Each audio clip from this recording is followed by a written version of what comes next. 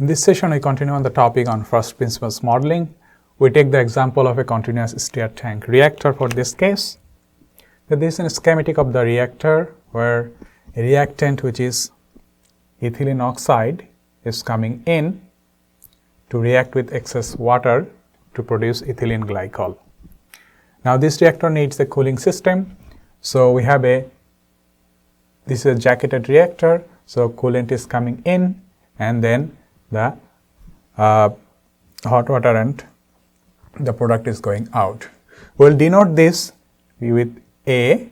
So A is our ethylene oxide for this case, and we need to find out a relation between if there is a change in the coolant flow. Typically the temperature in the reactor is maintained by manipulating the coolant flow rate. So if there is a change in the coolant flow rate, how it affects the concentration of the reactants and products in the reactor. So we'll take a look. So the objective will be to directly find a model between FC and Ca. Okay. So A is the reactant here, ethylene oxide. So we see how its concentration varies if there is a change in the coolant flow. So now in step 2, now we need to gather some process knowledge, and for this case we see that if there is a change in Fc, that will affect the reactor temperature, and if there is a change in reactor temperature, that will affect the reactant. Okay. So this relation, really these two are also interrelated, because if the change in the concentration, that will increase the overall conversion, and in that way that will even increase the temperature.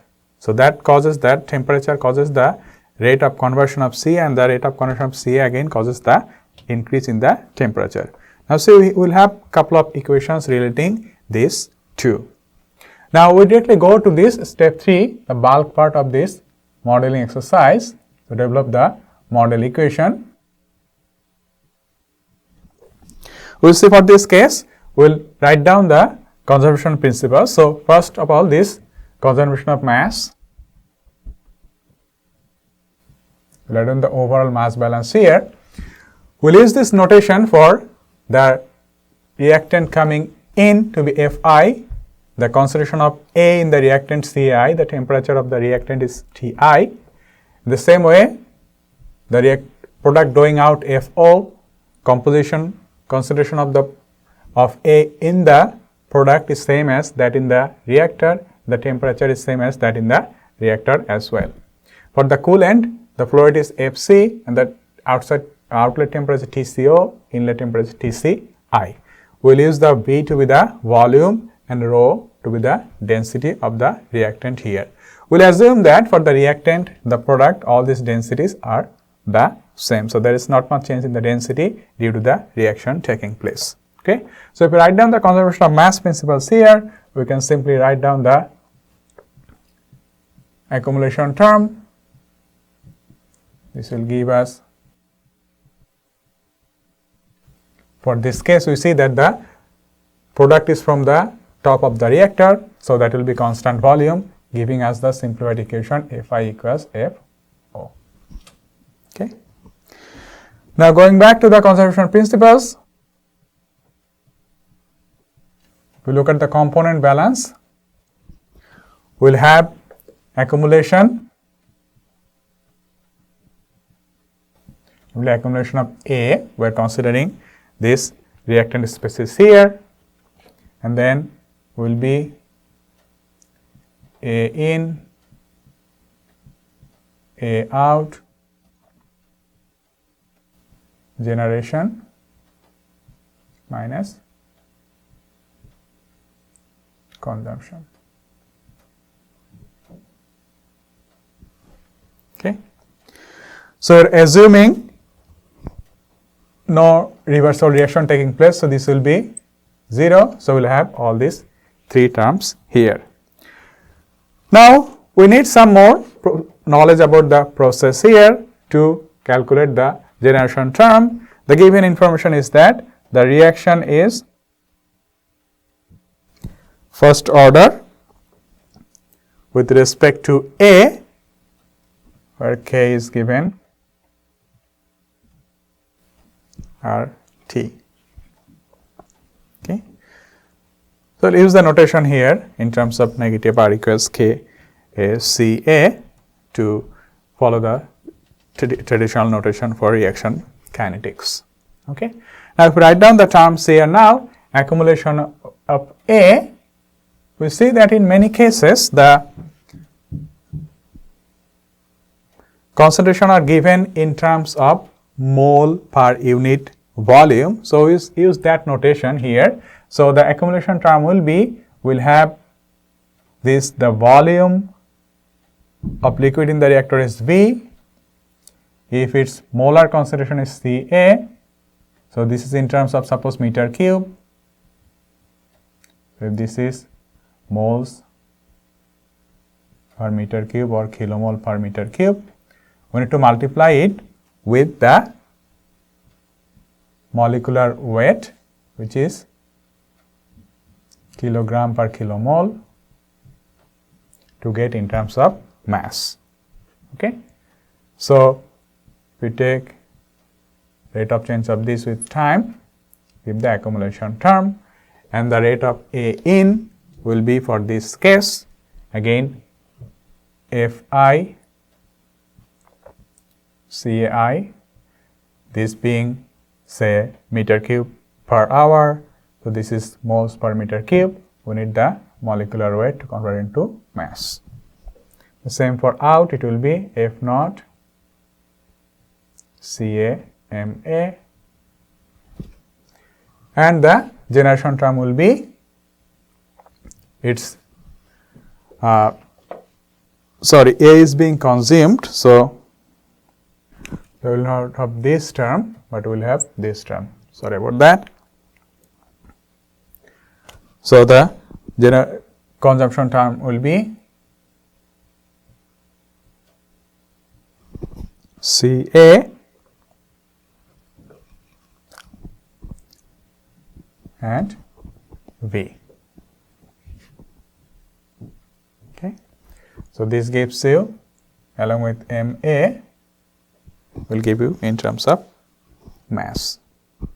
Now, if we simplify this equation, we have the constant volume here, the volume terms are there.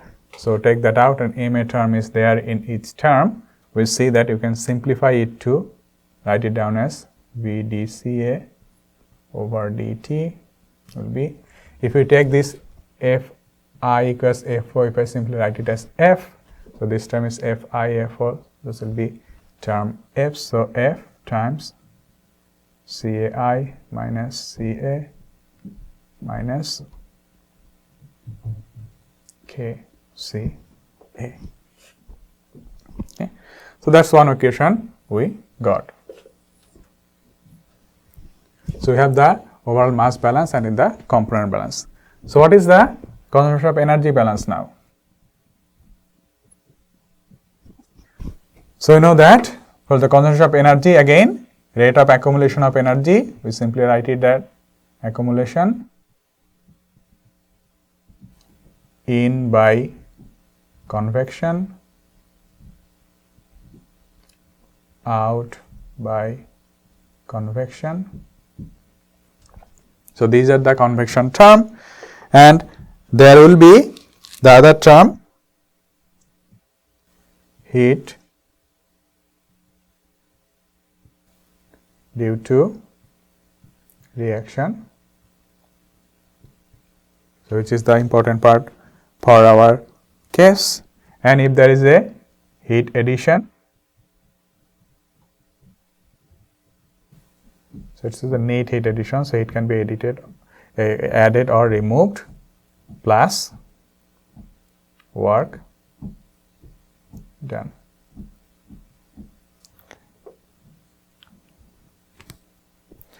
So, say this one is 0, there is no net work done, but we have all other 4 terms there. Now, let us take a look at all these 4 terms. So for this case, if we look at the accumulation term, we'll have again mCp dt if for the reactant, for the liquid in the reactor, the volume is V multiplied by rho, give the mass, say the Cp, and T minus Tr. So its rate of change gives the accumulation term. Now look at the in by convection term here. We have the inlet stream to be this one, again rho Fi Cp Tr. The outlet stream is this one, and the heat generation due to reaction, we will write it follow the notation minus del Hr, to follow the typical notation in reaction kinetics, and along with this Kca V. So that will give us the overall heat generation due to reaction, and that is neat heat addition or removal for this case. So if I take this to be plus rho of the coolant here, now you see like this stream and this stream not necessarily have the same properties. So although for this case we can have some simplified way to consider that, okay, this is with excess water and this also water, so the density and heat capacities can be considered the same, but that will be a simplification. When in a generalized form can have this to be the rho of the coolant to be separate, so flow rate of the coolant, and we have added this neat heat addition term, so we can write it as rho Cp the coolant Tci minus Tco. Now this is the equation for the energy balance. Now you can make some sort of simplification here, and you see that if you have this term, this rho Cp V, all these are constant, that will come out, and we have rho Cp in this term, this term, this term, this term here. So we'll just do some sort of rearrangement there to write it as V dt over dt. So if you write Fi and Fo to be F, so this Tr term will get cancelled out, will be F Ti minus T plus negative delta Hr Kcav over rho Cp plus rho C Cpc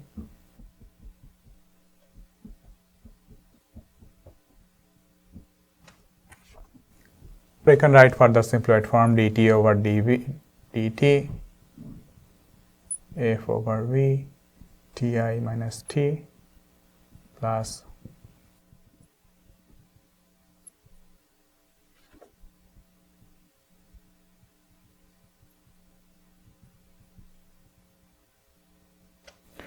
so this is another equation that we are trying to derive. So along with these two, you see that in this equation we have the relation between dCA and the temperature here.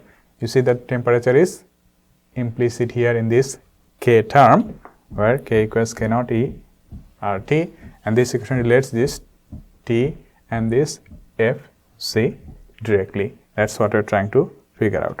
Okay.